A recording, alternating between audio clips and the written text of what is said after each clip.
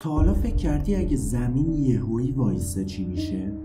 زمین با سرعت حدود 1670 کیلومتر بر ساعت داره دور خودش میچرخه. اگه یهو ترمز کنه ما به معنی واقعی کلمه پرت میشیم.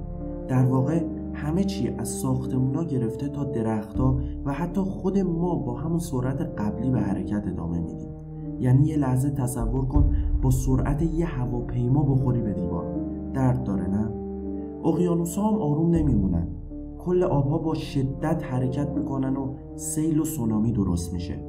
از طرف دیگه جو زمین هم ناگهان از حرکت میسته و این باعث میشه بادهای با سرعت بیش از 1000 کیلومتر بر ساعت شکل بگیرن، فراتر از هر طوفانی که تا حالا ثبت شده.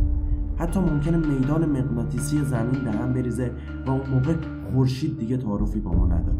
تو چی فکر میکنی؟ اگه زمین یه روز واقعا وایسه راه نجاتی هست؟